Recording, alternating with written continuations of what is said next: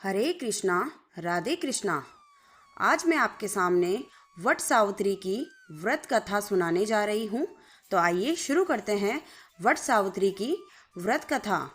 एक बार देवी पार्वती ने भगवान शिव से पूछा, हे प्रभु, आप सर्वज्ञ हैं, आप मुझे वह पुण्यकारी कथा सुनाइए जो महिलाओं के लिए अत्यंत शुभ फलदायक हो, पतिव्रता, धर्म को दृढ़ करने वाली और सौभाग्य प्राप्त करने वाली हो।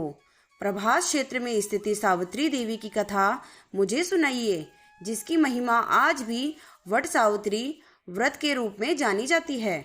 तब भगवान शिव बोले, हे पार्वती, मैं तुम्हें एक ऐसी कथा सुनाता हूँ जो महिलाएं के लिए आस्था, शक्ति और प्रतिव्रता का धर्म की अद्भुत मिसाल है। यह कथा प्रभास क्षेत्र की है, जहाँ सावित्री स्थल नामक स्थान पर वट सावित्री व्रत की महान परंपरा का आरंभ हुआ। बहुत समय पहले मद्र देश में अश्वपति नामक एक प्रतापी और धर्मनिष्ठ राजा राज्य करता था। वह सत्यवादी, क्षमाशील और प्रजावत्सल था, परंतु उसे कोई संतान नहीं थी। संतान की प्राप्ति के लिए उसने कई वर्षों तक नित्य सावित्री देवी की पूजा की। अतः उसकी तपस्या और भक्ति से प्रसन्न होकर स्वयं सावित्री देवी प्रकट हुई और उसे पुत्री की प्राप्ति का वरदान दिया। कुछ समय बाद अश्वपति की रानी एक दिव्य कन्या को जन्म दिया, जो रूप, गुण और तेज में स्वयं देवी सावित्री का अंश मानी गई। राजा ने उसका नाम भी सावित्री ही रखा। वह कन्या बड़ी होकर अत्यंत सुंदर, गुणवान और तेजस्विनी बनी। नगरवासी उसे देखकर यही कहते कि कोई साधारण कन्या नहीं है, देवी का अवतार है। जब सावित्री यौवना अवस्था में पहुंची तो राजा अश्वपति ने विवाह की चिंता की। उन्होंने अपनी पुत्री से कहा, पुत्री, तुम्हारा विवाह योग्य समय आ गया है, परंतु मैं तुम्हारे लिए कोई उपयुक्त वर नहीं ढूंढ पा रहा हूँ। अतः मैं तुम्हें अनुमति देता हूँ कि तुम स्वयं अपने लिए योग्य वर का चयन करो। राजा के निर्देश पर सावित्री कुछ वृद्ध और बुद्धिमान मंत्रियों के साथ वन क्षेत्रों की यात्रा पर निकली, जहां उन्होंने कई तपस्वी और राजवंशीय परिवारों को देखा। अतः साल्व देश के निष्कासित राजा दुमसेन के पुत्र सत्यवान को अपना वर चुन लिया। सत्यवान नेत्रहीन राजा के साथ वन में जीवन व्यतीत कर रहा था। अतः धर्मनिष्ठ, सत्यवादी और सेवापरायण युवक था। जब सावित्री अपने चयन की जानकारी लेकर लौटी तो वहां देवर्षि नारद पहले से ही उपस्थित थे। उन्होंने सत्यवान के बारे में सुनते ही कहा, हे राजन, सत्यवान सभी गुणों से श्रेष्ठ है, लेकिन एक दोष है, वह अल्पायु है। ठीक 1 वर्ष बाद उसकी मृत्यु निश्चित है। यह सुनकर भी सावित्री ने दृढ़ता पूर्वक उत्तर दिया, वर एक बार ही वरण किया जाता है, चाहे वह दीर्घायु हो या अल्पायु। मैंने सत्यवान को अपना पति स्वीकार कर लिया है, अब कोई और मेरा वर नहीं हो सकता।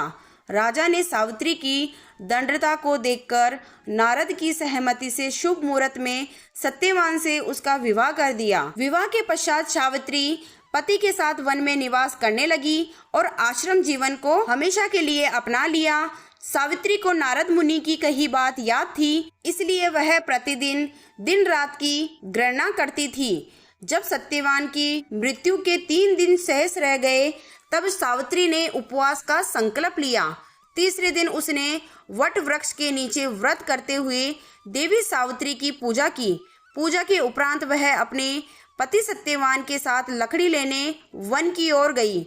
वह सत्यवान को अचानक सिर में तेज पीड़ा हुई और सावित्री की गोद में सिर लेटकर लेट गया। तभी सावित्री ने देखा कि एक तेजस्वी कृष्णवर्ण पितृवस्त्रधारी मुकुटधारी पुरुष वहां आए। उनकी उपस्थिति दिव्य प्रतीत हो रही थी। सावित्री ने उन्हें प्रणाम करके पूछा, आप कौन हैं? वह बोले, मैं यमराज हूँ, तुम्हारे पति की आयु पूर्ण हो चुकी है, अतः मैं स्वयं उसकी आत्मा लेने आया हूँ। यमराज ने सत्यवान की आत्मा को अंगुष्ठ के आकार में निकालकर दक्षिण दिशा की ओर प्रस्थान किया। सावित्री भी उनके पीछे पीछे चलने लगी। यमराज ने कई बार उसे रोका, परंतु सावित्री बार बार विनम्रता से उत्तर देती रही, जहाँ मेरे पति जाएंगे वहीं मेरी गति है। पत्नी का धर्म है कि पति का साथ ना छोड़े। सावित्री की दृढ़ता, भक्ति और मधुर वाणी से प्रसन्न होकर यमराज ने कहा, मांगो तुम्हें जो भी वर चाहिए। सावित्री ने कहा, मेरे सास ससुर की नेत्र ज्योति लौट आए। यमराज बोले, तथास्तु। थोड़ा आगे बढ़ने पर यमराज ने फिर वर मांगने को कहा। सावित्री ने कहा, मेरे ससुर को उनका खोया हुआ राज्य प्राप्त हो। यमराज बोले, तथास्तु। अतः मैं यमराज की तीसरी वर मांगने को कहा। सावित्री ने कहा, मुझे सत्यवान से उत्पन्न 100 पुत्रों का वर दीजिए। यमराज मुस्कुराए और बोले, तथास्तु। परंतु अगले ही क्षण उन्हें भान हुआ कि यह वर तभी संभव है तब सत्यवान जीवित रहेगा। अपनी ही बातों में बंधकर यमराज ने सत्यवान की आत्मा को मुक्त कर दिया और कहा, पतिव्रता स्त्री, तुम्हारे सत्य, तप, भक्ति, प्रेम ने मुझे भी पराजित कर दिया। मैं तुम्हें आशीर्वाद देता हूँ कि तुम्हारा वैवाहिक जीवन दीर्घ और सुखमय हो। सावित्री अपने पति सत्यवान के साथ आश्रम लौट आई। आश्रम में पहुंचने पर उन्होंने देखा कि उनके सास ससुर की आंखों की ज्योति लौट आई है और धूमसेन को उनका राज्य भी प्राप्त हो गया है। समय के साथ सावित्री को 100 पुत्र की प्राप्ति हुई और वह पतिव्रता धर्म की प्रतीक बन गई। इसलिए इस दिन से महिलाएं अपने परिवार और जीवन साथी की दीर्घायु की कामना करते हुए वट वृक्ष यानी कि बरगद के पेड़ की पूजा करती है। यह व्रत सौभाग्यवती स्त्रियों का मुख्य त्योहार माना जाता है। यह व्रत मुख्य जेठ कृष्ण की अमावस्या को किया जाता है। इस दिन वट वृक्ष की पूजा की जाती है और सत्यवान और सावित्री की कथा सुनी जाती है। वट सावित्री व्रत सौभाग्य को देने वाला और संतान की प्राप्ति में सहायता देने वाला व्रत माना गया है। भारतीय संस्कृति में यह व्रत आदर्श नारीत्व का प्रतीक बन चुका है। आज के दिन महिलाएं पूरा 16 श्रृंगार करके वट वृक्ष की पूजा करती है।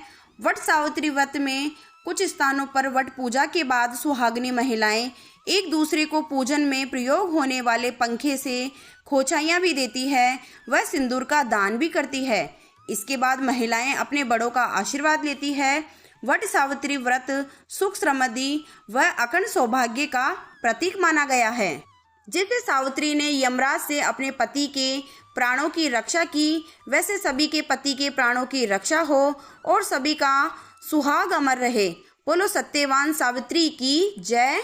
देश भर में सुहागिनी स्त्रियों का सुहाग अमर रहे, उनका सौभाग्य अखंड रहे, उनकी पति की लंबी आयु बढ़े। इसी कामना के साथ में इस कथा का समापन करते हैं। आशा करती हूँ कि आज का वीडियो आप सभी के लिए बेहद लाभदायक रहा होगा। आप सभी महिलाओं को वट सावित्री की बहुत बहुत हार्दिक शुभकामनाएं। जय श्री कृष्णा। राधे राधे मेरे प्यारे भक्तों।